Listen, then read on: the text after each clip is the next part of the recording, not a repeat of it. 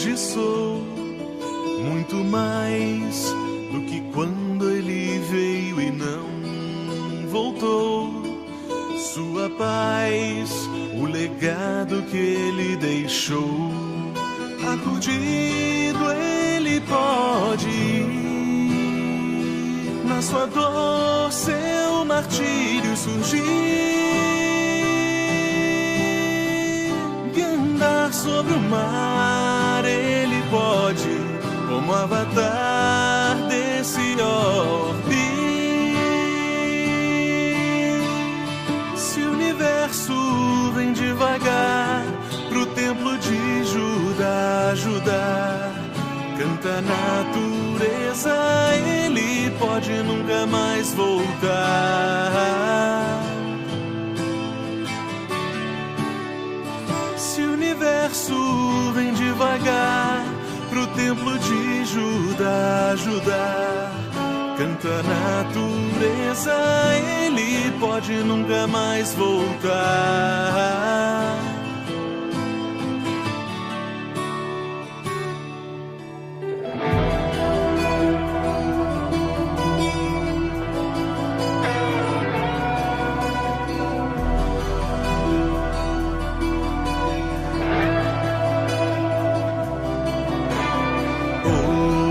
Hoje sei, é minha vez, no presente o tempo dele se fez. Amarás, eis o termo da sua lei. Aturdido ele foge, pra sua dor seu destino fluir, e andar sobre o mar ele pode, como avatar desse orbe. Se o universo vem devagar pro templo de Judá ajudar, canta a natureza, ele pode nunca mais voltar.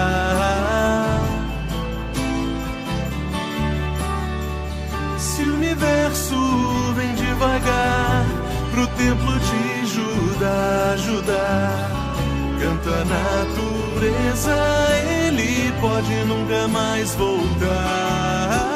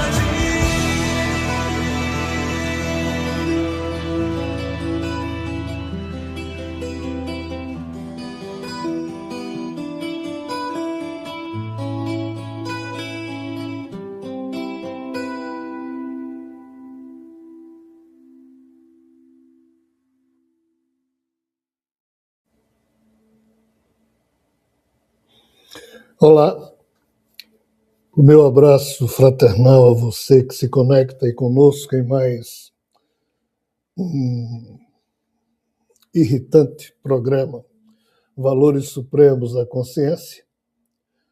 E eis o que nos resta na vida é irritar a nós mesmos e a quem nos escuta sobre a importância de, primeiro, sabermos que efetivamente temos uma consciência.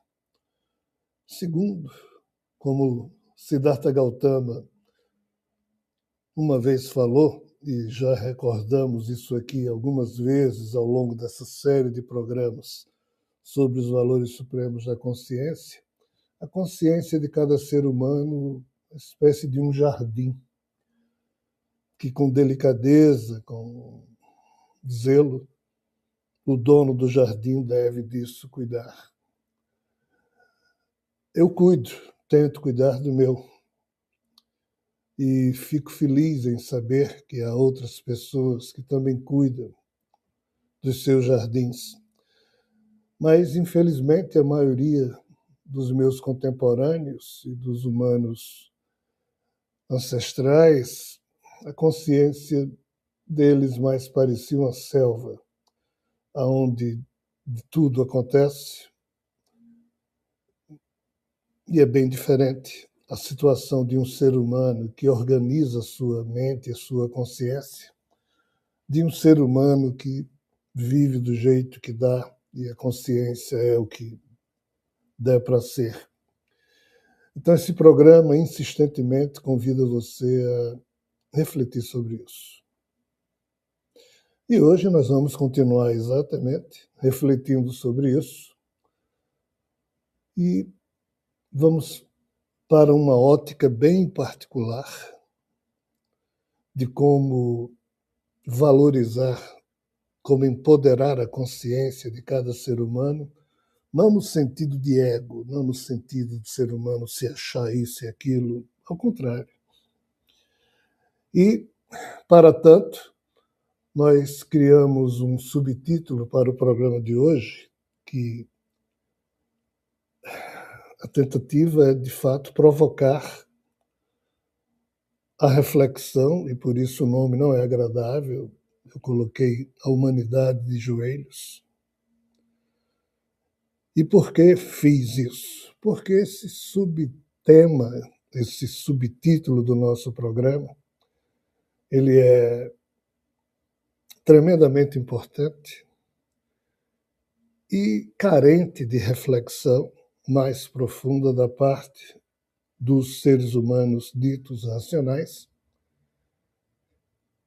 E é por isso que, nesses tempos em que a vida deixa sobrar poucas coisas, já que o abismo do tempo termina engolindo todo um processo existencial, deixando à vista só o que a gente entende como sendo o cenário da vida, e nós, atores e atrizes apressados, vivenciando diariamente nesse palco planetário a peça da vida que cada um de nós protagoniza, mas o abismo que a gente chama de tempo já levou todas as causas consigo de como a vida é hoje, e a gente então toma de barato a vida como ela é hoje, sem refletir o porquê de nós termos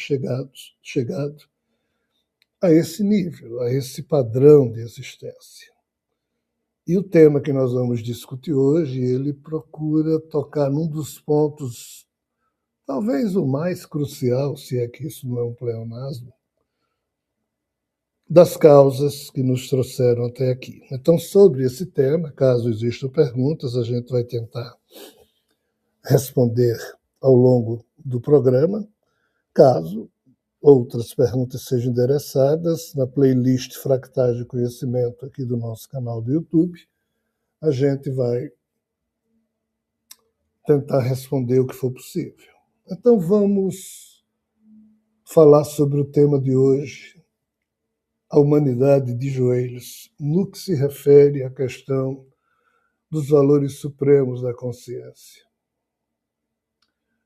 Lá atrás, na minha vida, velho sempre fala assim, lá nos meus 8, 9, 10 anos, eu convivi muito na Praça André de Albuquerque, em Natal, onde eu morava. Eu convivi muito, tanto com o aspecto religioso da coisa, porque a matriz, a principal catedral de Natal era em frente à minha casa, era a minha casa, a rua, a praça, do outro lado da praça, a matriz. Os padres vinham lá em casa tomar café, lanche, usar o telefone, porque nós tínhamos um telefone. Então, assim, fazia parte da minha rotina. Na verdade, isso foi dos 5 aos 10 anos, eu acho. Ou, aliás, menos, eu nem me lembro. E do outro lado da praça, o Palácio do Governo do Estado do Rio Grande do Norte. Mais à direita, do outro lado da praça, o quartel-general do Exército, com o general residindo em 2 casas quase vizinhas à minha, mas tinham guardas lá o tempo inteiro em frente à casa do general Rolindino. Do lado esquerdo, a parada metropolitana de Natal, todos os ônibus paravam lá. No outro lado da praça, o Tribunal de Justiça, ou seja, eu morava no meio do governo e onde as pessoas homenageavam tanto Deus, via a religião que ele estava, representada pela igreja matriz, da religião católica, e o governo lá, com o quartel-general do Exército, foi na época da Revolução, 1964, blá, blá, blá. Então, assim, eu cresci no meio de pessoas que sempre obedeceram da forma mais decente e ética possível aos valores que, na época, representavam, de fato, os valores a serem seguidos pela maioria das pessoas para se organizar a sociedade. E eu respeito tudo muito isso. Porém, eu tinha uma dificuldade em pertencer àquilo. O aquilo aqui que eu digo era esses 2 movimentos. Eu respeitava tudo, mas meu avô e minha avó me levavam para a missa e tudo que existia na catedral, eles me levavam, pensando em estar fazendo o melhor para mim. E lá tinha a Irmandade dos Passos, todos os homens se vestiam com a cor roxa, as mulheres com a cor vermelha, então meu avô e minha avó estavam lá, e dava aquelas roupinhas para os menores. Aí, quando eu tinha que vestir aquilo, eu não me sentia bem, saía. Isso, criança, né? Mas por aí vai. Mas eu fui notando em mim uma facilidade boa de obedecer às pessoas. Estudei em colégio religioso. Os irmãos maristas, a quem eu devo muito, e sempre trago profundas recordações de gratidão pelos ensinamentos maravilhosos que recebi no âmbito da fé católica, da disciplina do colégio marista. Nunca tive dificuldade em me submeter a algo que eu achasse que eu deveria me submeter. Porém, quando a coisa ia para o lado religioso, eu ia para as missas porque eu tocava violão e os irmãos pediam para eu tocar na missa. Então eu tocava violão, tocava teclado, então eu meio que participava das missas por isso, mas não era por ir à missa porque eu não gostava da estrutura da coisa. E assim eu fui crescendo, mas vendo os meus amigos, os meus contemporâneos, nos anos 70, 80, sendo obedientes a certas questões, que eu também era, eu obedeço às leis, mas algo em mim ficou meio esquisito em relação a como eu lidar com aquilo tudo, e ainda bem que eu pude levar a minha vida liberto de maiores complicações desse campo. Mas eu me lembro de uma dificuldade muito grande que eu tinha de me ajoelhar na hora da missa. E eu aproveitava pelo fato de ser ou tecladista ou tocador, se fosse o que fosse, e na hora todo mundo ajoelhava lá, na hora da comunhão, eu dava um jeito de ir. Não. Até que um dia um dos irmãos ficou olhando assim para mim com a cara muito séria e ele me perguntou: por que você não se ajoelha? Eu fiquei meio com vergonha porque eu não soube dar uma resposta. E ajoelhei uma vez, duas, na hora lá do ofertório da comunhão. Mas eu digo, cara, realmente eu devo ter algum problema, porque eu não me sinto bem. Mas aquilo era bonito, todo mundo de joelho, todo mundo. Ok, deixa a vida passar.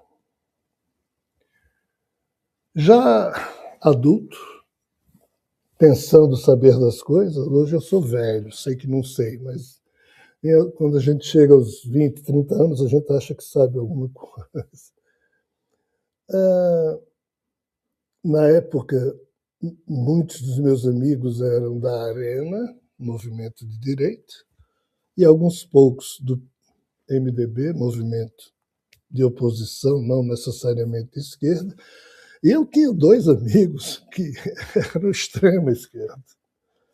E tinha a turma também extrema direita. Esses dois aqui da extrema esquerda, eles me empurravam informações sobre a Rússia, sobre a Revolução Comunista, blá, blá, blá, blá, blá, blá, blá, blá. Deixa para lá. O fato é que um dia, eu tentando ver, pescar, porque na época não era fácil ter informação sobre coisa alguma. Informação a gente só tinha em livro, em jornal, numa ou noutra revista, isso nessa época. E na televisão. Mas ainda assim as informações eram. E na época eu comecei a pesquisar sobre figuras que fugiam da Rússia para ir viver nos Estados Unidos. E como os Estados Unidos era democrático, a Rússia, a União Soviética não tinha nada de democrático, a turma, quando fugia da União Soviética, chegava lá nos Estados Unidos, abria a boca, então a gente sabia notícias da União Soviética. E foi assim que eu me deparei com a figura chamada Ayn Rand. A-Y-N, Ayn Rand, R-A-N-D.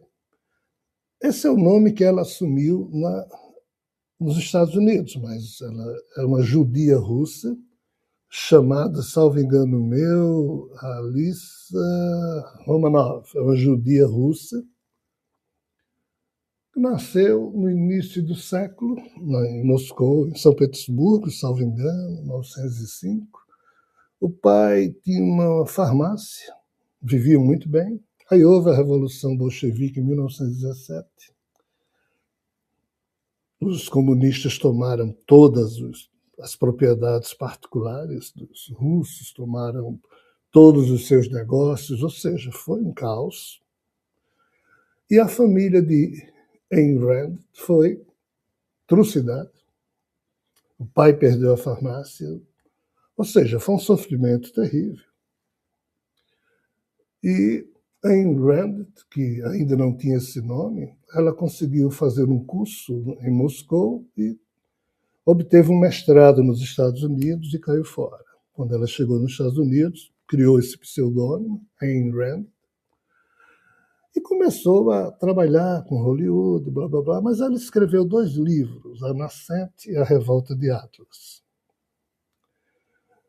E ela desenvolveu uma escola filosófica chamada objetivismo, em que, no primeiro momento, quando eu li Ayn Rand, eu não concordei com as premissas que ela colocava nessa escola filosófica como sendo o objetivismo, mas quando ela dizia, a minha conclusão final é de que o ser humano deve ser um fim em si mesmo, o ser humano deve existir somente para atingir os seus objetivos. Eu lia isso e ficava empancando com essa conclusão no campo da ética, mas aí foi quando eu fui para a história dela. E foi quando eu entendi que ela, pelo seu histórico de vida, ela tinha chegado a duas conclusões, que para ela eram inevitáveis, insofismáveis, não se podia, ela não encontrava argumentação para pensar diferente. Então ela dizia: Deus não existe. Porque se ele existisse e fosse decente, nada do que tinha acontecido, do que ela presenciou, 30 anos de horror na Rússia, ela observando os fatos, vendo as pessoas morrerem, gritando o nome de Deus, cada um passa suas experiências, crianças estupradas, mulheres estupradas, vulneráveis, violentados. Então ela dizia: Deus não existe. Segundo, os comunistas matam os melhores seres humanos. Ayn Rand criou essas duas certezas e eu estudei o que pude sobre o rastro do seu psiquismo para concluir essas certezas. E o pior é que ela tem total razão, na lógica em que eu também parto. Até porque o comunismo ferrou com os melhores seres humanos em todos os países onde ele veio a ser implementado. Mas o triste da história é que não é só o comunismo que mata os melhores seres humanos. São várias ideologias absurdas que nós temos, mas vamos ficar aqui em Ayn Rand. E foi de Ayn Rand que eu tirei uma espécie de um bálsamo para o meu psiquismo, porque depois de mim mesmo, na minha juventude, ela, quando eu a descobri na minha idade adulta, foi a outra pessoa que eu vi com dificuldade louca de se ajoelhar frente ao que fosse. E o que é que me uniu a Ayn Rand? Em termos de nos integrarmos numa só percepção filosófica, ainda que eu discorde de algumas concepções do objetivismo, que foi a escola filosófica que ela terminou fundando.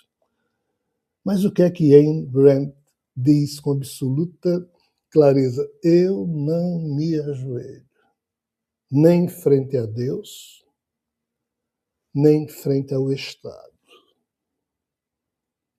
Eu perco minha vida, mas não perco minha dignidade. Eu não vou me ajoelhar frente a um conceito que os humanos criaram, inventaram, ou que existe, mas não pode funcionar do jeito que nós, os humanos, achamos que funciona, porque não funciona. Então eu não vou me ajoelhar diante disso. Eu morro, mas não me ajoelho. E muito menos vou me ajoelhar diante do Estado, seja que tipo de Estado for. Porque segundo Ayn Rand, a menor minoria, e isso não é um pleonasmo, é só mesmo uma construção verbal, a menor minoria que existe é o ser humano individualizado, é o indivíduo. E assim, o objetivismo é exatamente a escola filosófica que ela criou, que coloca o ser humano racional como sendo o máximo de tudo que pode existir e do que existe, do que até hoje se percebeu como sendo racional. E ela cunhou uma outra frase que diz assim: o ser humano tem que ser, sim, necessariamente um fim em si mesmo, mas jamais deverá servir como sendo meio para os fins dos outros. Ou seja, o objetivismo de Ayn Rand diz: o ser humano é um fim em si mesmo e jamais ou nunca o meio para os fins dos outros.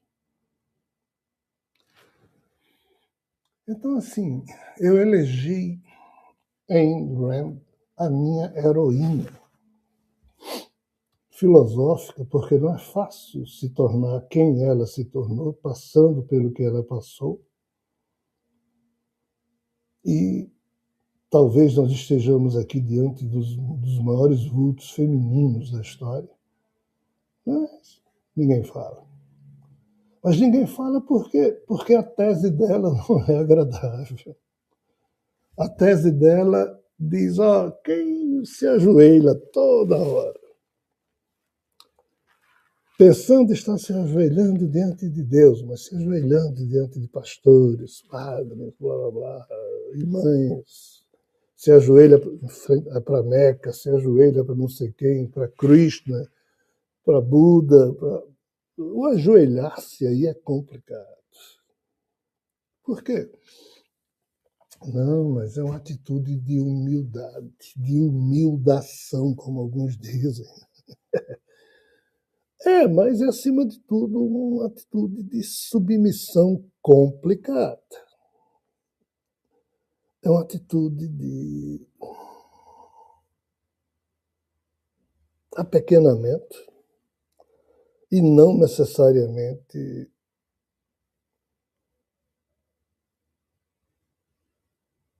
um ato de contrição bonito. Então, assim, aí na hora em que eu vejo Hitler e a história dos que o apoiaram, Stalin e a história dos que o apoiaram, Mussolini e a história dos que os apoiaram, Mao Tse-tung e a história dos que o apoiaram, Pol Pot a história dos que os apoiaram, Fidel Castro a história dos que o apoiaram. Ou seja, esses líderes. E vejo como as pessoas se ajoelham para esses caras, para essas pessoas, e ficam cegos, e se tornam istas, sem qualquer olhar crítico, fazendo vista grossa para que o santo que eles santificam, para que o Deus que eles endeusam, e eles se ajoelham com fé. Então, assim, Ayn Rand baixa o cacete filosófico e eu olho para a obra de Ayn Rand e a abraço com respeito formidável, porque eu subscrevo totalmente. E se filósofo eu fosse, eu só retiraria alguns dos critérios do objetivismo que ela traçou, mas eu respeito pela história dela. Mas as suas teses me confortam filosoficamente e me ajudam a elaborar o aprofundamento que eu preciso dar a tudo que eu coleciono como sendo possíveis verdades, possíveis certezas. E como eu tinha um certo ensimismento, desculpe a expressão, eu sou um cara ensimesmado comigo mesmo. Pelo fato de eu não conseguir me ajoelhar, eu digo, não, mas isso é orgulho meu, mas eu não sou orgulhoso, pelo menos que eu acho. Eu não estou ligado a nada do meu ego, eu não preciso de aplauso, não me preocupo com vaia, respeito tudo. A vaidade, eu não tenho vaidade, que eu saiba. Não, então eu não me ajoelho não é por questão de orgulho, vaidade, nem de soberba, é porque eu sou um idiota. Eu digo, não, também não sou um idiota. Não desse tipo, minhas idiotices são em outro nível, em outros níveis. Então, assim, eu precisava de uma resposta mais razoável que me servisse de consolo, e Ayn Rand me deu isso. Por quê? Porque a minha vida piorou depois que eu cheguei à conclusão que eu não me ajoelhava por algum defeito meu.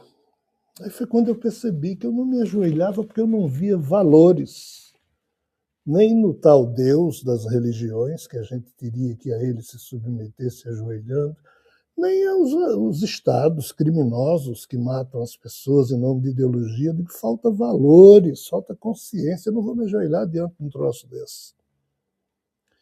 E eu fiquei muito feliz quando eu percebi que eu não me ajoelhava frente a isso, exatamente porque por uma questão de dignidade pessoal. Não, essa não. Tem que ser o orgulho, a vaidade, a soberba. Dignidade não é razão para que ninguém se ajoelhe. Olha, no meu caso é. Por quê? Porque para alguém do meu tipo é dignidade. Por quê? Porque eu consigo me ajoelhar. Mas para o quê? Para uma consciência esclarecida, para uma consciência dignificada, para os valores supremos da consciência. Para esses eu me ajoelho.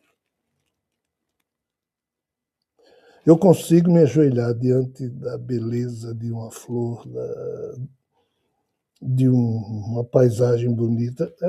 Essas coisas meio poéticas, meio artísticas ou meio filosóficas, eu consigo me ajoelhar facilmente. Aliás, eu rastejo em direção a isso numa boa. Eu me sinto menor diante do maior com muita tranquilidade. E com isso me consorcio. Mas eu só consigo me ajoelhar frente a questões de consciência em que eu aplauda. Quando eu concluí essa minha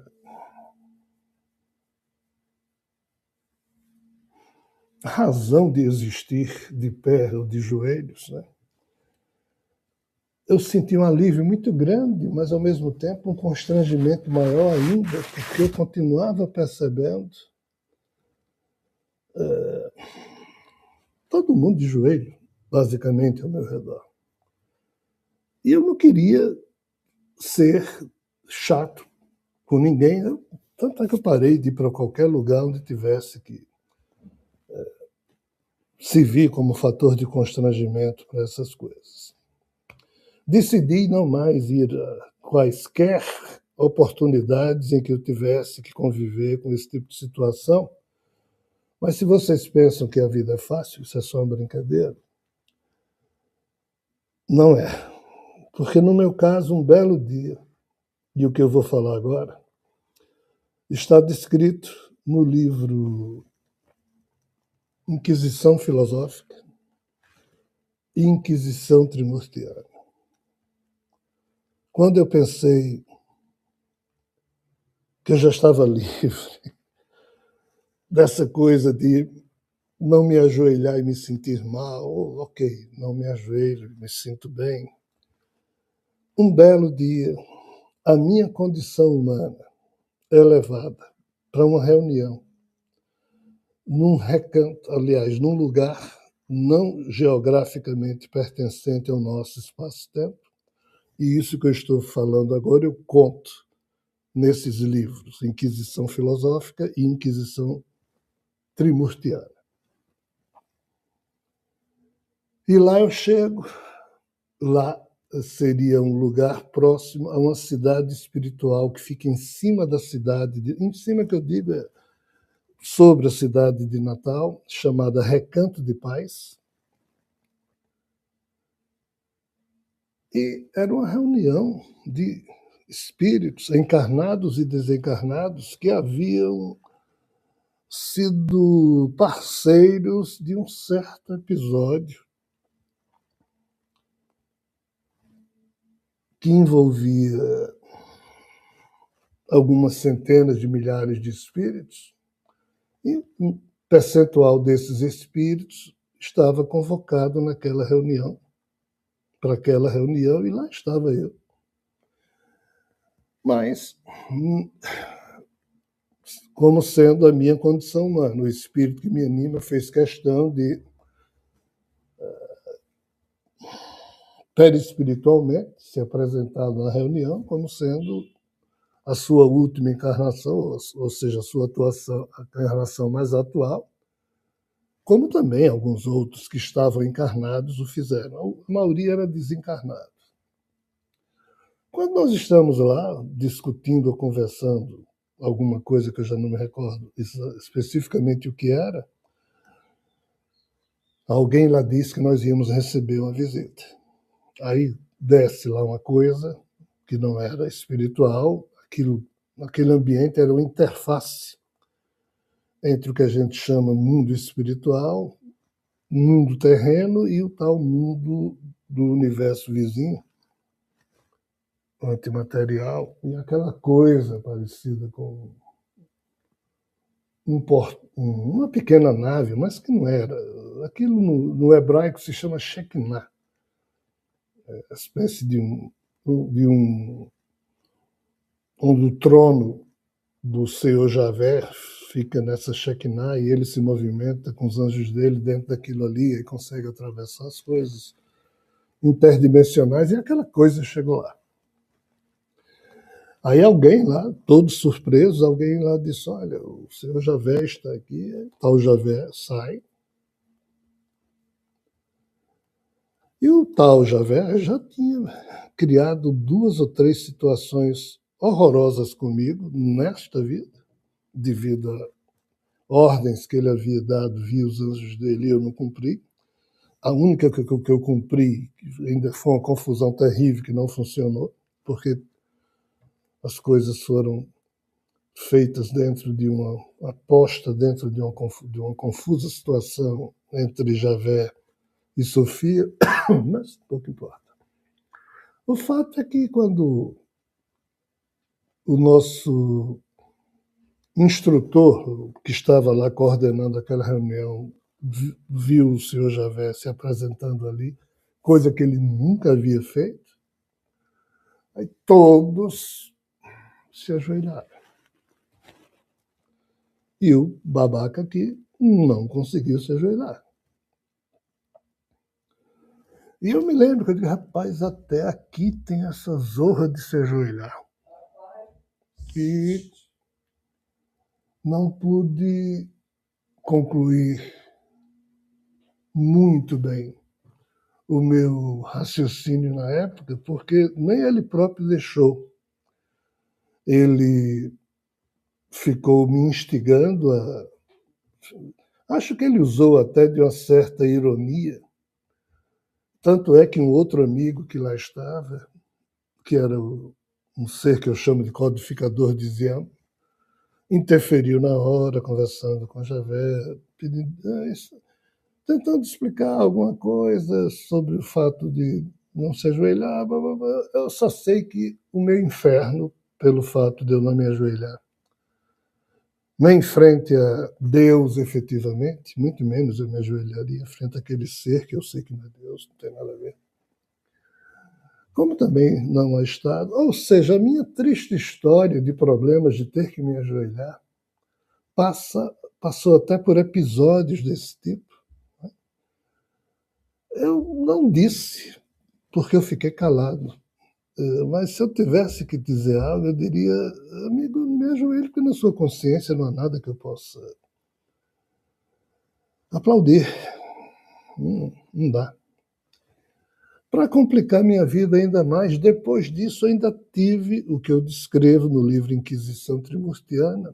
Eu fui levado à frente dos 3 seres da Trimurti, Javé e mais os outros 2, em que a expectativa ali é que eu iria me ajoelhar frente a um dos 3 para me alinhar com um dos 3 e blá, blá, blá. Eu também não fiz nada disso, ao contrário, como eu descrevo no livro, me dei mal e caí fora, só que eu não sabia sair daquela situação. Em resumo, eu não consigo, porque como Ayn Rand explicou, Não dá, é uma questão de dignidade. Porém, me repetindo, eu consigo sim me ajoelhar, mas, de novo, frente ao poder de uma consciência que eu respeito e admiro, ou a qualquer coisa bela, poética, que me mostre naturalmente a sua grandeza, e aí a minha pequenez fica patente. Então, assim, o que isso tem a ver com valores supremos da consciência? É exatamente por isso. Porque, assim, os hindus, Sai Baba não podia dar um passo, que era todo mundo disputando quem iria se ajoelhar para pegar nos pés dele. Todo avatar tem como hábito forçosamente aceitar o fato de todo mundo querer beijar seus pés, pegar seus pés. E, assim, a humanidade tem se mantido de joelhos, por isso a expressão a humanidade de joelhos. E, assim, eu não tenho nada contra quem se ajoelha frente a isso, eu apenas estou explicando que eu não consigo. E não consigo exatamente porque eu não vejo valores supremos nem nessa questão do conceito de Deus, ou na figura de Deus, ou na forma como ele age ou deixa de agir, ainda que eu não o tenha como sendo um ser, eu tenho essa figura como sendo uma força, mas não é um ser, eu não espero nada dele. Mas, assim, Estado, religião, blá, blá, blá, muito menos. Em não tendo o valor supremo da consciência, em não tendo valores decentes, dignos, não precisa nem ser supremo. Não tem o meu aplauso. Por quê? Porque eu valorizo esses valores. Desculpem aí a redundância, o pleonasmo e tudo mais que a frase implica. Se eu me ajoelhar diante de coisas que eu vejo que os valores daquelas coisas estão absolutamente furados, eu vou estar fazendo o que eu não consigo fazer. Eu não consigo me ajoelhar, eu não consigo aplaudir. Eu consigo não ser um problema. Eu consigo sair sem me achar melhor do que quem está ali de joelhos, ou sem criticar quem está de joelhos. Cada ser tem a sua competência mental ou consciencial para agir desse ou daquele modo. Mas eu não conseguia. Eu não consegui. Eu não consigo. E por isso que eu não consigo ser ista. Porque na hora em que eu me inscrevo para ser seguidor de um ismo qualquer, aí você tem que se ajoelhar frente às regras daquilo ali. Eu não consigo. Eu já fui convidado para inúmeras situações, desde maçonaria, eu não consigo me submeter. Aí pode ser uma questão que eu tenha que evoluir ainda, mas eu não sei como evoluir nisso, mas eu não consigo me submeter a algo que eu olhe e não veja valor naquilo, ou naquela pessoa, ou naquele candidato, ou naquele presidente, ou naquele padre, papa, Deus, semideus, seja o que for. Eu pago o preço, mas não me submeto. Então, assim, eu faço e ajo dessa forma porque, de novo, o que de mais importante existe para mim é o conjunto de valores que um ser humano dele cuida.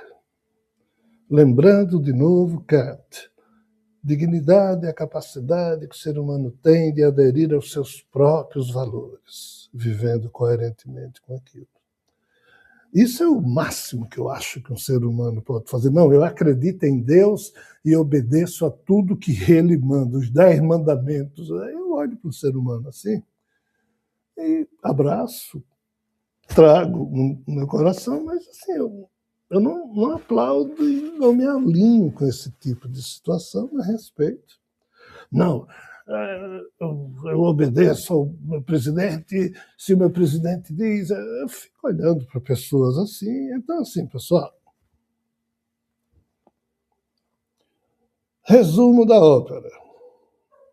O ser humano deveria se ajoelhar frente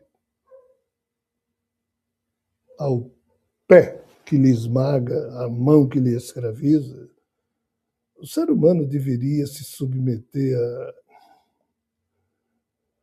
ritos e rituais que outros impõem para que esses outros se sintam dominando os que se submetem aos rituais.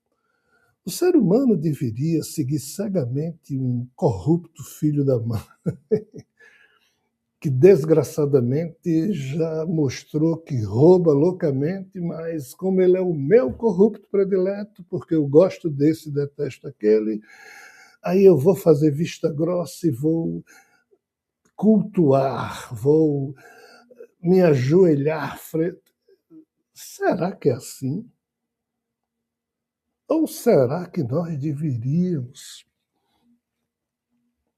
ter como sendo um dos valores no nosso psiquismo o respeito próprio e o respeito à nossa capacidade de compartilhar o que de fato é importante para a vida coletiva, a vida social?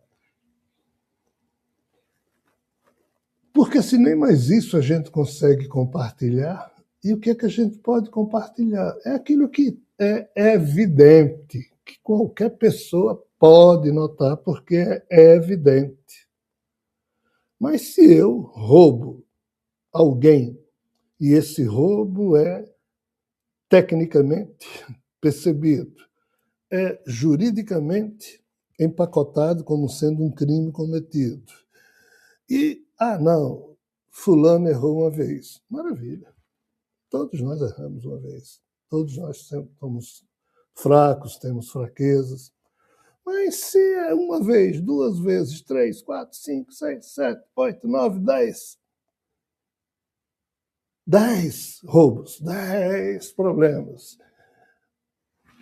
Quem observar um minuto essa figura vai fazer a leitura dos fatos que essa figura produziu.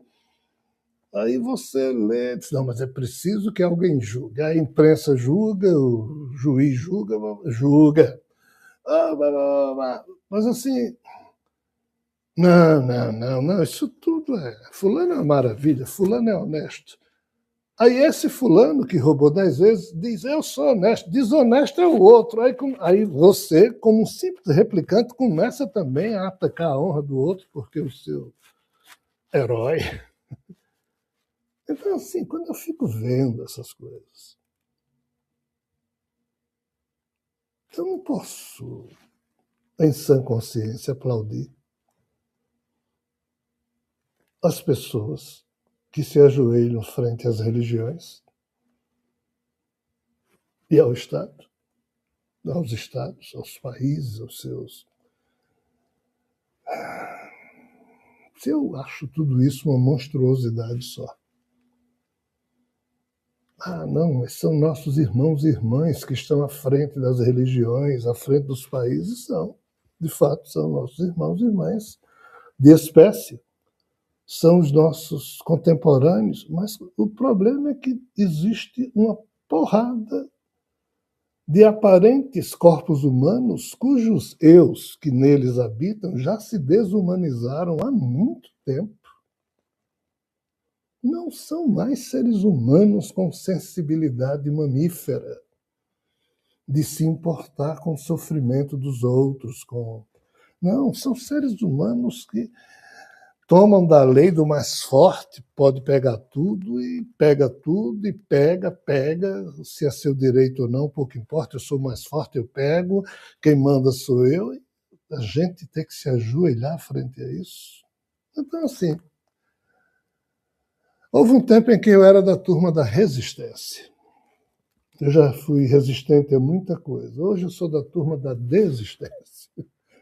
Eu já desisti de me alinhar com quaisquer outras figuras com as quais eu não posso ser mais. Eu não consigo ser útil a nenhuma delas, porque eu não tenho como aplaudir aquilo, eu não tenho como abraçá-los desejando que eles se deem bem, que eles ganhem, porque eu não gostaria de ver aquilo se perpetuar como sendo a única opção que existe.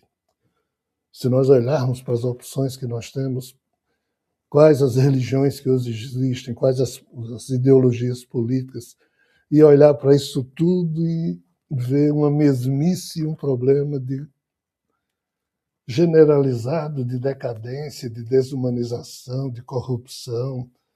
Eu não gostaria de apoiar nada que já é drasticamente estabelecido como um poder que atua na sociedade, se eu sei que esse poder não merece o meu aplauso e eu não consigo me ajoelhar frente a isso. Mas a humanidade toda está de joelhos, eu entendo, respeito. Mas enquanto der, mesmo tendo desistido de tudo, se alguém me vir de pé numa situação em que está todo mundo ajoelhado, não é porque eu estou resistindo ao que está sendo feito, é porque eu já desisti mesmo e só sei ficar de pé, mas não tomem isso como sendo um confronto, nem estou vaiando ninguém. É porque eu ainda não consegui sair daquele lugar, porque eu também não quero incomodar ninguém com minha presença. Então, assim, a desistência aqui de ser alguém que, vou fundar um partido, vou trabalhar politicamente, eu já fiz tudo isso. Tentei fazer. Sou um fracassado nesse ponto, nunca consegui levar adiante nenhuma dessas ideias, mas disso retirei o aprendizado possível. E a minha desistência não é como cidadão, no sentido de votar, ou de estudar uma religião, ou de abraçar um credo filosófico, ou estudar uma linhagem sociológica, filosófica. Não, continuo estudando tudo, vendo tudo, mas o alinhamento aqui não me é dado ter. Então, a desistência, eu desisti de estar no meio desses movimentos.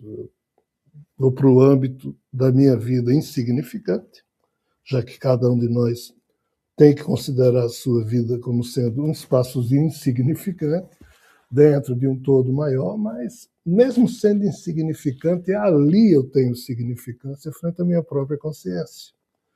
Eu tenho valor próprio, eu tenho luz acesa, ainda que somente para iluminar a mim mesmo. Mas eu me sinto digno, porque eu continuo cultuando os valores supremos da minha consciência. Eu continuo colecionando outros valores. E estimo que mais alguns façam isso. Por quê? Porque nessa terra devastada, em que todos se ajoelham e fervorosamente expressam a sua boa crença, a sua boa fé em relação aos deuses do momento que movem a sensibilidade dessas pessoas, isso tudo já está devastado. Mas eles, o que disso vivem, pensam que ainda irão receber graças e bênçãos advindas desse processo. Que seja. Mas, no mundo espiritual, se aqui na Terra a questão de valor não vale bolhufas, no mundo espiritual tem sim uma valia muito grande. No mundo mental, e que história do mundo mental é essa? A gente vai ter que começar a falar disso. Vale mais ainda e é fator de construção consciencial. Então, assim, o que eu posso dizer para vocês é que A melhor coisa que eu encontro hoje, ano 2026, mês de agosto, é a arte de, na intimidade da minha vida insignificante, construir os valores mais interessantes e belos que eu posso e viver no permanente jogo de prestar contas a esses conceitos, a esses valores e me sentir plenamente dignificado com isso. Mas o que é que se ganha com isso? Plenitude. Dignificação. Não, mas você pode ser um doente, um maluco que inventou tudo isso e ser um auto-engano e daqui a pouco você vai compreender que você está totalmente errado. Tudo pode ser. Não vou discutir essa possibilidade como sendo algo impossível. Não, tudo é possível. Nós podemos estar errados. Eu posso estar totalmente enganado. Mas para o bem da vida, eu espero que eu não esteja. Para o bem da dignidade, eu espero que eu não esteja. Para o meu próprio bem, eu espero que eu não esteja. E é por isso que eu ainda tenho a cara de pau de encher o saco de vocês durante 1 hora, como eu estou fazendo, tentando repetidamente, insistentemente, aborrecer a sensibilidade de vocês em torno do mesmíssimo assunto: valores supremos da consciência. Espero que nem que seja pela irritabilidade e pela mesmice sempre repetida em torno desse tema, que você pelo menos se lembre disso. Mas, para minha felicidade, o salário do meu coração é saber que um bom percentual dos que se consociam em torno desse programa já cultivam e estão se desenvolvendo muito bem nesse mistério, o que, para mim, é uma gratificação enorme fazer parte dessa revolução lenta e silenciosa que acontece aqui dentro. O mundo não sabe, mas esses motores humanos estão trabalhando no sentido de manter luzes acesas. Mas para que serve? Ninguém nota, não tem problema. A vida haverá de um dia se alicerçar somente nisso. O resto não tem substância. Não, mas crer em Deus tem substância. Crer em fulano, que é presidente da República, tem substância. Bom, cada um viva da substância que quiser. Eu paro por aqui. Não sei se há perguntas. Vou pedir para o Rodrigo fazer. Nós estamos chegando próximo a Florianópolis. Sábado estaremos lá com uma palestra bem interessante sobre a dramática fusão de Irene e Iron, os dois universos que estamos vivendo o tempo em que isso está acontecendo. Então a gente vai abordar alguns temas pela primeira vez, outros já foram abordados, nós vamos aprofundar. Mas eu vou passar a peteca para Rodrigo. Se houver alguma pergunta, a gente volta e responde, senão a gente encerra o programa. Rodrigo, com você. Perfeito, obrigado. Vamos falar então aqui a agenda rapidinho, já temos muitas perguntas. Como você acabou de falar, este final de semana nós temos aqui o evento em Florianópolis, restam poucas vagas, então não deixe para chegar lá sem ingresso, porque muitas vezes esgota antes de iniciar. E aí corre o risco de você ir para lá e não entrar, né? Então a gente não consegue colocar pessoas, se tiver esgotado, não tem como, certo? Colocar mais lugares na hora. Então, pessoal, vamos lá aqui para ver os outros eventos. Nós temos nos dias 22 e 23 de agosto em Goiânia, um seminário, a Ogdode e o Controle do Tempo, dos Mistérios de Hermópolis ao Universo de Tenet. Nós temos no dia 29 de agosto palestra em São Luís, no Maranhão, Jesus e a Revelação Cósmica. Vamos falar sobre várias questões relacionadas à revelação cósmica, questão extraterrestre, Jesus, Bíblia, enfim, vai ser bem interessante, pela primeira vez em São Luís. Itu, vamos falar sobre o Dia D, que é aquele filme de Steven Spielberg, que foi lançado agora, e o lado oculto das revelações ufológicas. Inclusive, tem vídeo aqui no canal sobre o filme O Dia D, vale a pena conferir.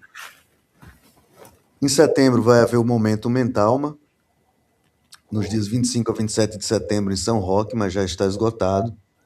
Outubro vai haver em Braga, nos dias 3 e 4, palestras, o impacto da desconstituição de Shiva e Nêmesis e a engenharia do destino. E nos dias 10 e 11, seminário A Eternidade e seus usuários, problemas no paraíso, em Lisboa. Por enquanto é isso, mas deve ter ainda João Pessoa, Rio de Janeiro, Resende. Ainda estamos finalizando os detalhes para colocar aqui no site. Os livros também, quem quiser adquirir os livros, estão aqui no site, tá? Aqui nessa aba de livros. E vamos aqui às perguntas.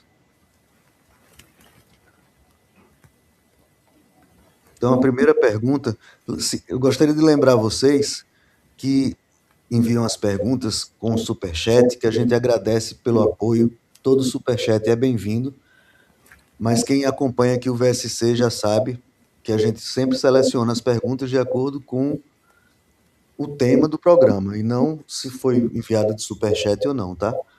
Mas a gente vai tentar responder ao máximo número possível de perguntas.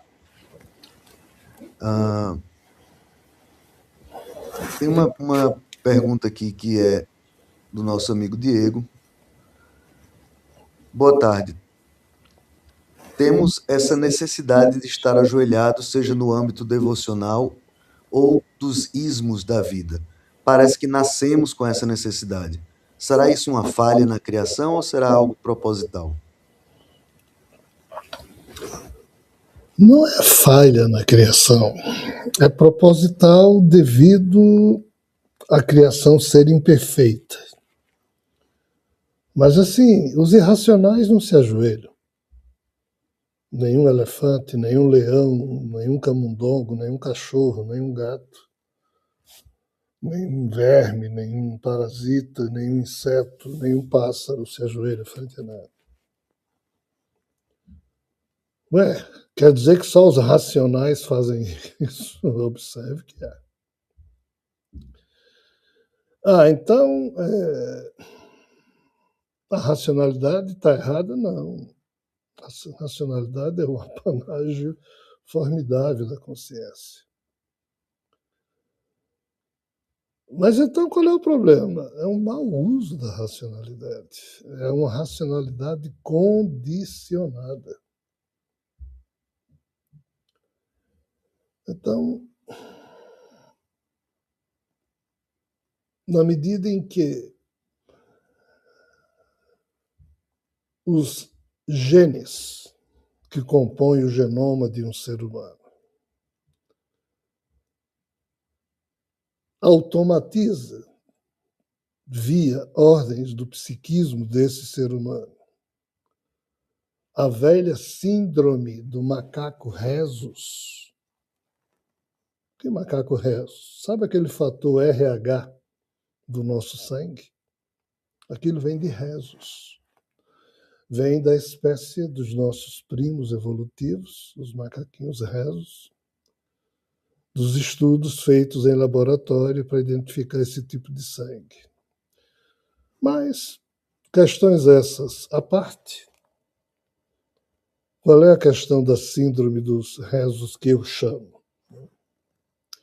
É porque, estudando essa espécie, o que é que se nota?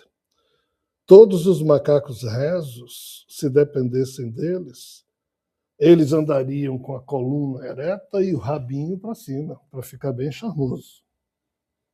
Então, coluna ereta e o rabo para cima. Mas com o tempo, na medida em que foi surgindo um rhesus alfa, ou seja, o mais brabo, o mais forte, essa é a doença de Javé presente em tudo que é genoma. O que é que foi acontecendo? O alfa, o macaco mais forte, quando ele chega no grupo dele, se alguém ficar olhando para ele com a cabeça erguida e o rabo para cima, ele dá uma pancada na cabeça para que o macaco mais fraco fique com a cabeça baixa, ou seja um subalterno, e também baixe o rabinho. Nada de cabeça alta, coluna ereta e rabinho para cima. Porrada, para condicionar o macaco rhesus adiante do macacão alfa. Todos os machos e fêmeas da família têm que baixar a cabeça, têm que baixar o rabo. E assim, é formidável quando você vê todo mundo brincando lá numa família de macacos rhesus. Quando o macho alfa chega, todo mundo baixa. Ah, mas isso é só com os macacos. Não, está aí a origem de por que a gente se ajoelha. Por quê? Porque quando um rei ou rainha entra no ambiente, todo mundo ou se ajoelha, faz uma reverência, ou encosta a cabeça no chão. O muçulmano, por humildade, encosta a cabeça no chão 5 vezes ajoelhado por dia na direção de Meca, ou seja, genética pura, condicionamento puro. Não, mas e o que é que se faz? Nada. Nada. Porque são 8 bilhões de seres humanos, com meia dúzia de malucos, tipo alguns de nós, que não conseguem se ajoelhar e pagam o preço. Uma outra pequena faixa que fica na dúvida se deve ou não, mas quase 99% disso aí é louco para viver de joelhos. Porque assim eles não se sentem mal. Eles se sentem bem porque se ajoelham. Porque, no fundo, eles acham que o objeto ou a pessoa que personifica ser um rei, um governador, um presidente, um Deus para ele, está cuidando dele, vai fazer, ou faz aquilo mesmo por medo. Mas em fazendo por medo, diz pelo menos assim, que bom, eu não vou apanhar, eu vou ser bem tratado porque eu estou obedecendo. Então, assim, quem se ajoelha não se sente mal, se sente bem. Porque já transferiu há muito tempo para outras pessoas as responsabilidades que lhes são próprias. Não tem mais, eu vou despertar ou não os meus potenciais. Não, não vai mesmo. Se despertar, leva porrada. O outro é que vai dizer o que você tem que fazer. Então, respondendo objetivamente a pergunta feita, não é nenhuma falha na criação. Ainda que a criação seja estupidamente imperfeita, mas é um condicionamento do mais forte sobre os mais fracos. É só isso. Mas é um só isso, entre aspas, perturbador. A coisa é tão feia que Siddhartha Gautama lá atrás disse: monges, não se ajoelhem, porque não precisa. Hoje tudo que é budista se ajoelha. Ou seja, fazer o quê? Pela segunda vez pergunto. Pela segunda vez respondo: nada. É cada um cuidar de si e respeitar a forma como os outros se expressam. Porque cada ser humano é um mundo à parte. Mas devemos nos lembrar que a maioria dos corpos humanos que andam por aí já não mais detém em si aquilo que a gente chama de humanismo, ainda que a gente os confunda e pensem que são seres humanos, quando são verdadeiras bestas ou monstros agindo no corpo humano, mas já não mais alinhados com preocupações que nobilitam a vida, mas se ajoelham frente a tudo como se fossem subservientes, mas são vampiros disfarçados de obedientes. Ok, próxima pergunta da amiga Nereida Lessa. Quem tem essa postura de não se ajoelhar desde criança já nasceu com um DNA diferente para este aspecto? Seguramente, para esse aspecto, sim, mas não significa necessariamente que isso é bom. Porque existem doenças psíquicas que também fazem com que certas figuras não obedeçam a nada. Saber obedecer é sinal de sabedoria, é sinal de educação recebida, faz parte da disciplina, do adestramento que todos nós, já que nascemos em corpos animais, nós precisamos obedecer a regras. Em algum momento a gente chega a um estado como o de Sócrates e diz: eu vou descumprir as leis, vou descumprir as regras, mas vou pagar o preço. Mas não, você não descumpre a regra e foge e se esconde. O sábio, ele descumpre a regra e se apresenta para ser punido, porque ele reconhece que aquele é o mundo do jeito que é e não adianta. Então, assim, o não se ajoelhar desde criança em espíritos minimamente, razoavelmente evoluídos causa um desconforto porque todo mundo se ajoelha e ele não. Mas se já é um psicopata, já é alguém que traz de vidas passadas o estado de não obediência, de ser um narcisista, um louco, um maluco que só ele mesmo é que serve como sendo tudo que ele precisa e o resto. Então, assim, que não se ajoelha por orgulho, vaidade, vamos colocar aí várias coisas. Esse aí se sente bem por não se ajoelhar. E se acha. Aquele que é tendente ao bem, ele fica constrangido, porque está todo mundo ajoelhado e ele não, e ele fica, mas por quê? Mas sim, é uma condição genética. Mas isso não implica necessariamente em ser bom ou ruim. Por isso que eu digo, a gente tem que respeitar a maneira como cada um dirige os seus pensamentos, as suas emoções, os seus valores, os seus conceitos. Cada um é cada um. Mas, de fato, a criança já traz em si a sinalização dos traços do seu psiquismo colecionado ao longo de vidas passadas. Nosso amigo Carlos pergunta: mas se nós, humanos, não nos ajoelharmos para Deus que nos deu a vida, como vamos ser recebidos na espiritualidade? E como Ayn Rand foi recebida na espiritualidade? Duas perguntas aí em uma. Eu não saberia dizer como a Ayn Rand foi recebida na espiritualidade. Eu só posso dizer que ela está muito bem. Porque, assim, é um figuraço. Isso. Então, assim, eu não saberia dizer como foi o desencarne dela, mas, assim,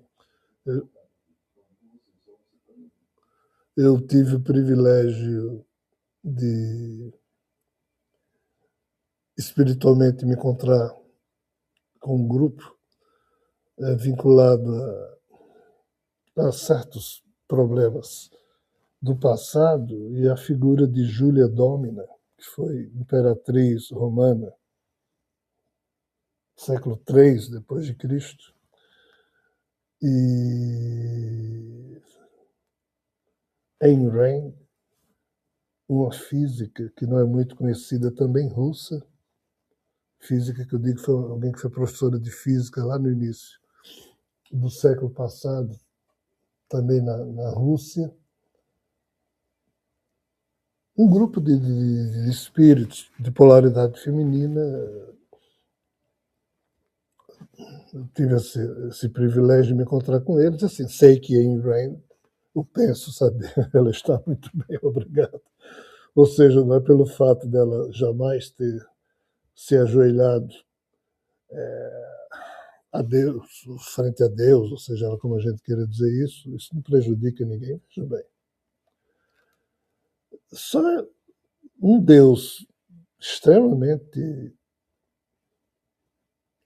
vamos assim dizer, pouco deificado vai exigir que alguém se ajoelhe. Isso não existe. Um ser que é espiritualizado no campo da ética, da decência, da dignidade, não quer ser louvado, não quer que pessoas fiquem se ajoelhando. Isso é uma coisa muito humana. Então, Entrar na vida espiritual com a consciência que a gente tem é sinônimo de a sensação que cada um de nós está sentindo exatamente agora, nesse momento, imaginando, isso é só brincadeira, tá? Que o corpo da gente vai morrer em 10 segundos. O corpo morreu, essa sensação que você está sentindo agora, ela continua existindo e você se acha quem você sempre se achou. Essa sensação, se ela for minimamente equilibrada, digna, agradável, vai ser exatamente a sensação com que você vai interagir com o mundo espiritual. Mas se for uma sensação desagradável, de culpa, de raiva, de problema mal resolvido, de ódio, de não sei o quê, aí dá merda. Mas não é porque você não acredita em Deus, ou você tem uma postura de não se ajoelhar, ao contrário. Entendam. O valor supremo mais forte que existe na espiritualidade é a força da consciência esclarecida e dignificada. Não é consciência que crê em Deus.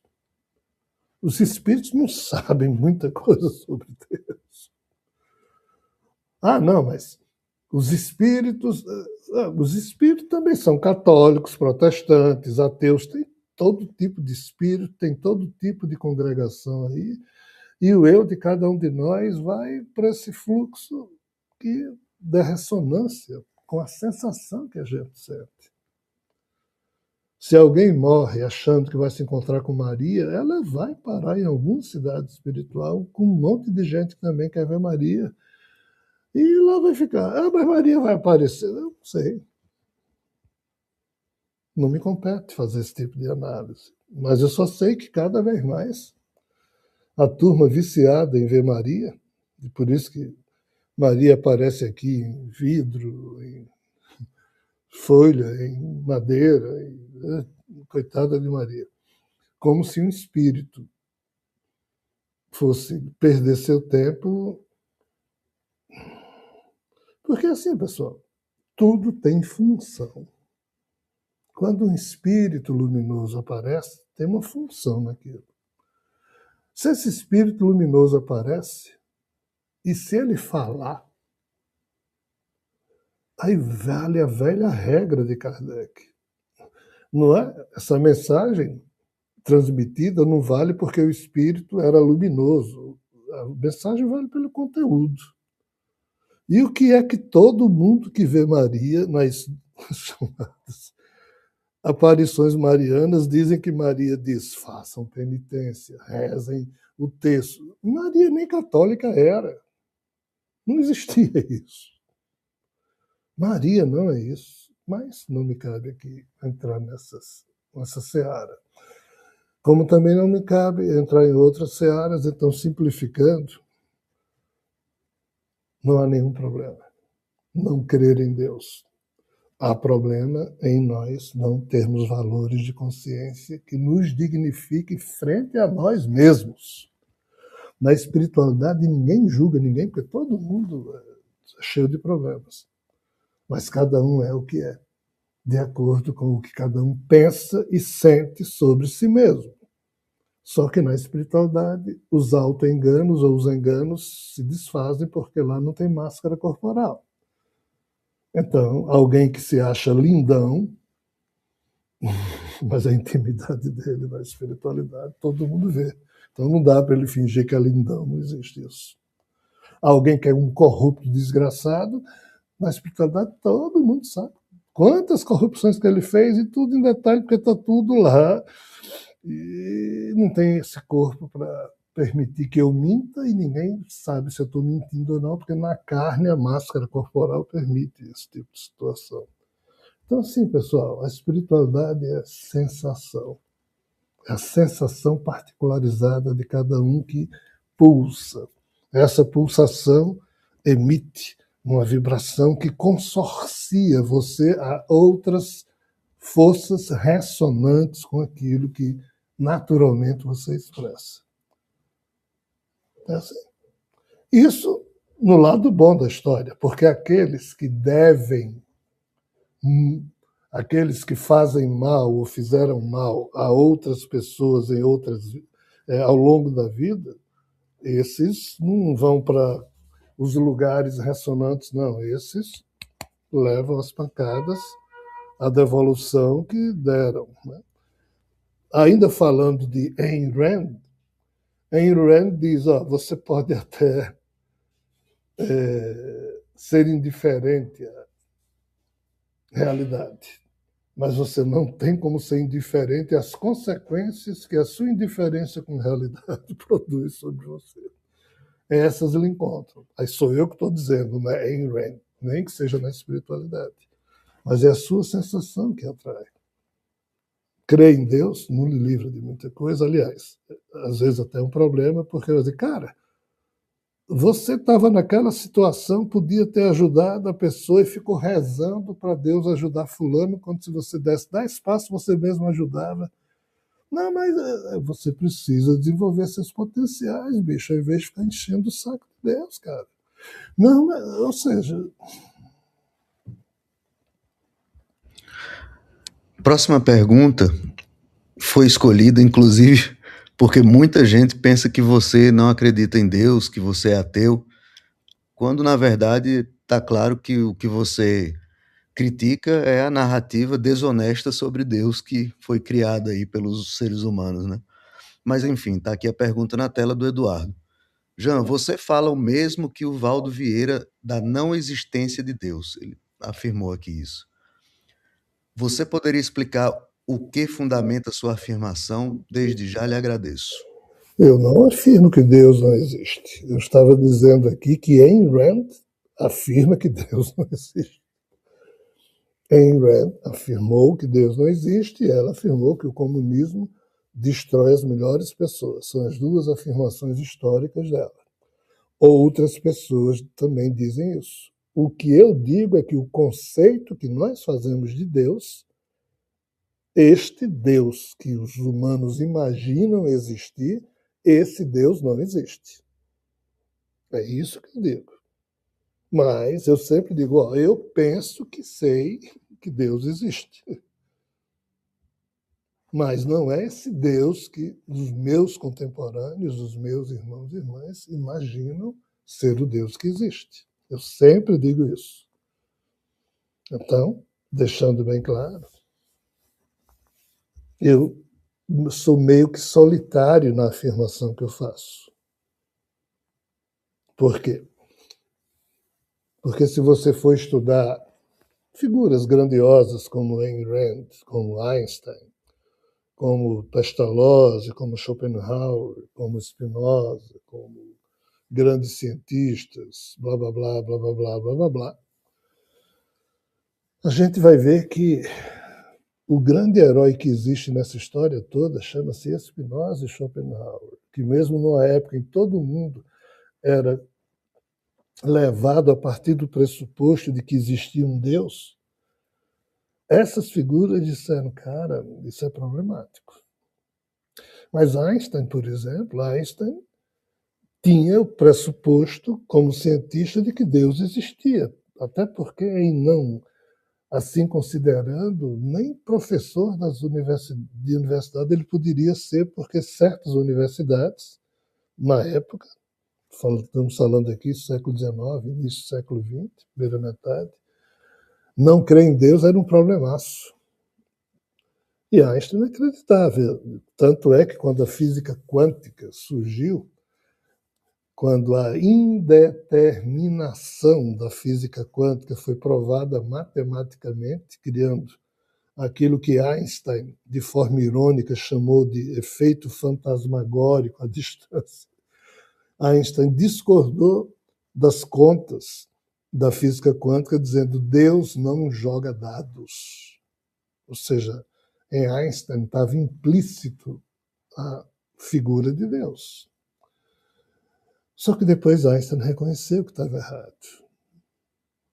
Coisa que deve ter bagunçado a sua mente, porque os dados, ele reconhece que algo jogou, ou foram jogados por alguém, e como ele achava que esse alguém era Deus e Deus não podia jogar dados, ele morreu no meio dessa incongruência que a sua crença pessoal e os postulados da sua ciência magnífica terminaram se confrontando. Então, vamos entender.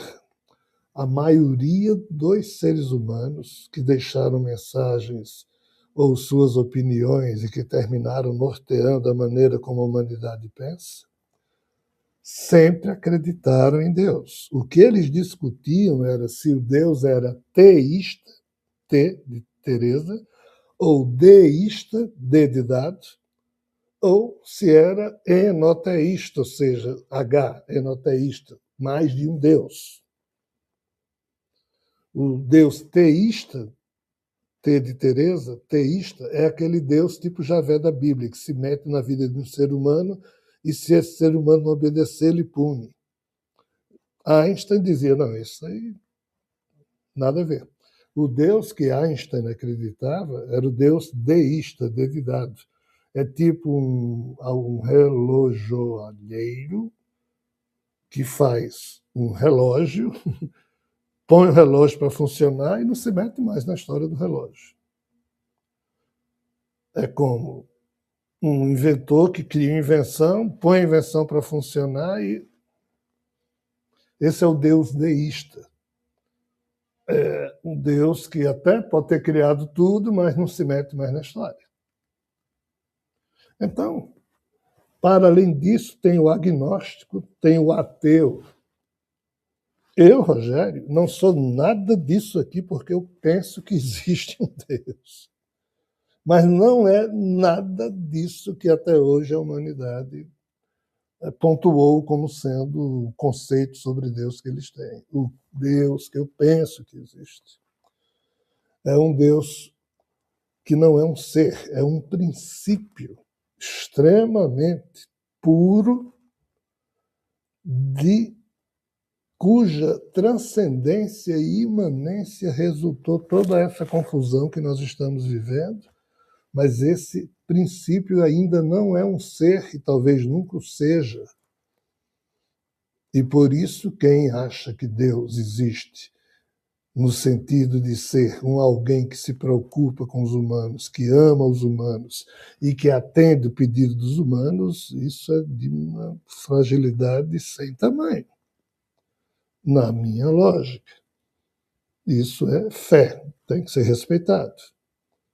Mas assim, eu não compactuo, eu não me alinho com nenhuma das definições sobre Deus que até hoje humanos e não humanos deixaram registrados nas páginas da história da nossa vida. A minha definição de Deus é muito particular, tremendamente fora da caixinha do que os humanos pensam, e eu penso até que sei que é assim, pelas vivências que o espírito que me anima e que minha própria condição humana e outros eus passados do espírito que me anima também vivenciaram. Então, é um trágico alinhamento do qual eu, enquanto Rogério, não posso fugir, porque há toda uma coerência vibratória e parece ser assim. Mas isso que eu penso que é o que mais próximo está de uma possível verdade, não bate com nada do que existe, por isso que eu nem apenas faço as minhas colocações, mas respeitando a de todo mundo. Mas que fique claro, eu não digo que Deus não existe. Como eu disse sobre Ayn Rand, eu digo, olha, tem várias coisas nos postulados que ela usa que eu particularmente não concordo, mas eu abraço a tese quando ela diz que não consegue se ajoelhar frente a Deus e frente ao Estado, frente à religião, frente ao Estado, porque esse também é o meu problema. Só que não é mais um problema. Na verdade, nunca foi, era só uma coisa não bem equacionada no meu psiquismo. Mas que cada um pense, sinta do seu jeito. Nós ainda estamos longe de poder presumirmos que uma regra geral venha a se vir a toda uma coletividade humana da mesma forma. Mas não tem como. Isso só as gerações do futuro poderão cuidar disso melhor. Vamos para a última pergunta, então, por favor. Ok, vamos para a última pergunta. A pergunta do Elivelton é sobre o tema da volta de Jesus. Ele pergunta aqui se esse negócio da volta de Jesus cósmico, Rockman, será da forma como você mesmo falou nos livros e nas palestras, ou se será como John Nelson Darby falou que seria através de arrebatamento, o governo do anticristo e o império do milênio. E ele complementa aqui, até porque esse Nelson Darby falou, as igrejas protestantes falam também que Rockman virá, vai ter o arrebatamento e depois terá a grande tribulação para depois vir o milênio, e nisso terá a famosa batalha do Armagedon, só para depois Jesus vir com sua nova Jerusalém e aterrissar nos Montes das Oliveiras e logo em seguida destruir os que ficaram aqui na terra. O que o senhor acha disso tudo? Ele pergunta aqui. Olha, a eternidade é um filme que está passando o tempo todo. Mas nós humanos, o bilhete o nosso ingresso para entrar no cinema e ver o filme é só enquanto esse corpo existe. E o tempo é curto. É a mesma coisa de um filme de 10 horas. Aí você entra já com 8 horas, você não sabe nada do que se passou nas 8 horas iniciais. Aí assiste 5 minutos, aí acaba, porque seu corpo morre, o filme continua e você sai achando que assistiu um filme. Aí você interpreta como dá. Assim é a vida humana, curta. O filme que está posto é cheio de notícias, tipo a que o nosso irmão falou, porque são advindas de um sentimento escatológico que pressupõe que no final dos tempos há uma destruição em curso e essa destruição envolve o fim da Terra, o fim do mundo, o fim dos seres humanos. Particularmente não é assim que eu, entre aspas, percebo o próprio estudo da escatologia bíblica, mas muita gente estuda e diz desse jeito, eu respeito. Mas não compactuo. Eu não vejo nada de fim de mundo, nem nada de blá, blá, blá. Eu vejo muita confusão, no sentido de muito choque de realidade. E o experimento humano, este sim está em perigo. Nós humanos podemos nos extinguir por uma série de situações, mas não o fim do mundo. O que se trabalha é que algo da genética humana possa sobreexistir a isso, sobreviver a isso que parece que já está meio que encaminhado e garantido. Ainda que o tipo de genética dos humanos que irão sobreviver a isso não seja a que mais me agradaria ver no ramo de sobrevivência humana, caso isso se dê nesses termos. Mas respondendo à pergunta do meu irmão, naquilo em que eu julgo estar informado, naquilo em que eu penso estar informado, naquilo que durante mais de 30 anos essa turma me enche o saco para afirmar, reafirmar, confirmar, sem que eu vá atrás de nada disso. A vinda de Sofia é nos termos em que nós falamos, que apenas repete os termos do Apocalipse. Nada eu inventei, nada é novidade.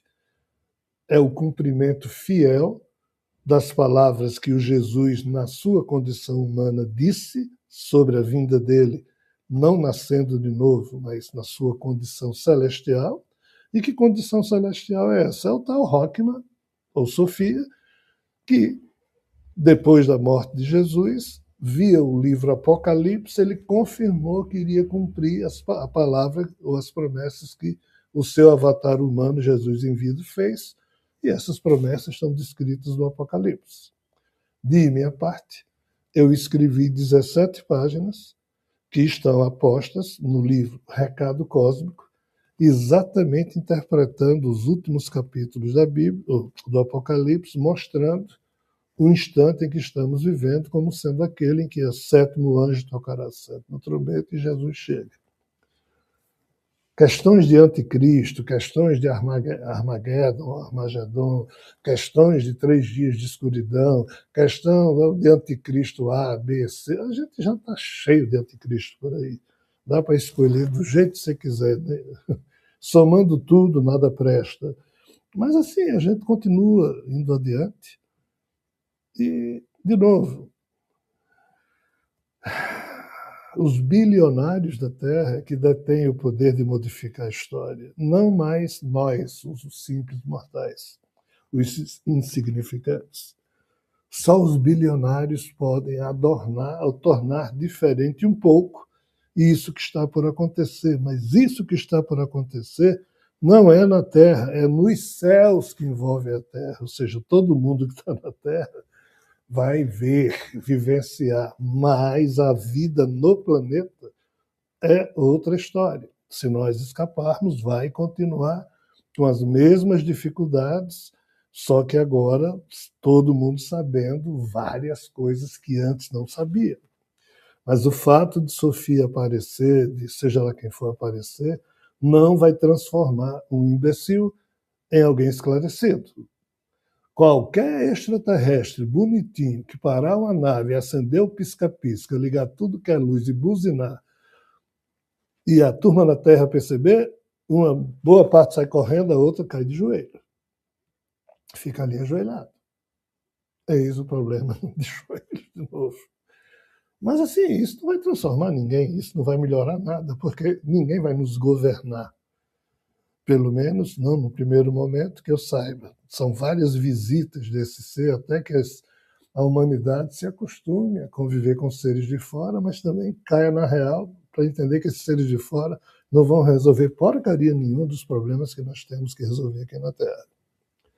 Não, mas Jesus volta e ele vai resolver tudo, vai arrebatar. Esse tipo de crença eu respeito, mas Jesus nunca abriu a boca dele para falar disso. E nem muito menos Sofia. Não, mas quem falou nisso? É uma questão que os protestantes devem explicar.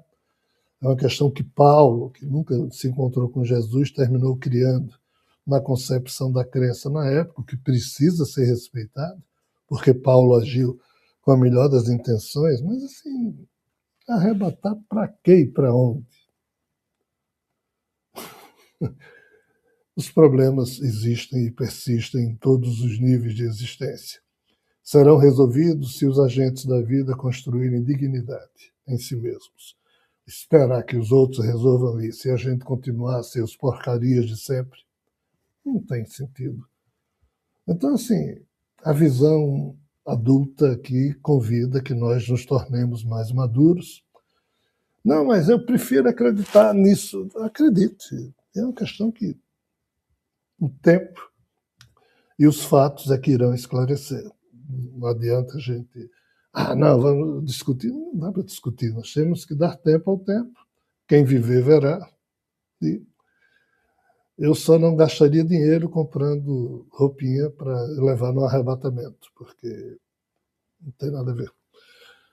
É melhor saber viver na Terra com dignidade do que estar permanentemente de joelhos rezando, aguardando para ser arrebatado.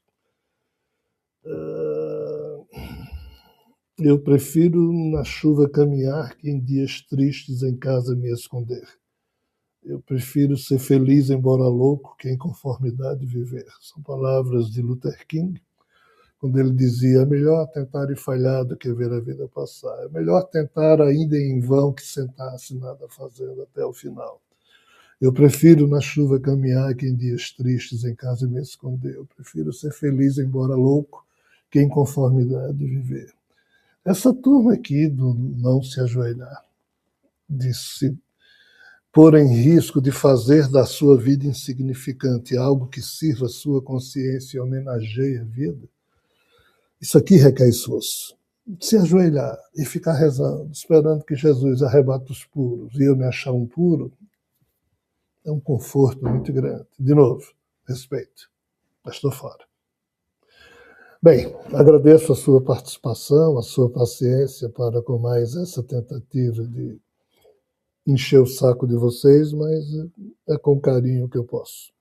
Espero ter sido útil. Desculpem qualquer afirmação mais desagradável e contundente. Agradeço a Rodrigo e a retaguarda. E vamos em frente. Até o próximo programa Valores Supremos da Consciência. Fiquem bem.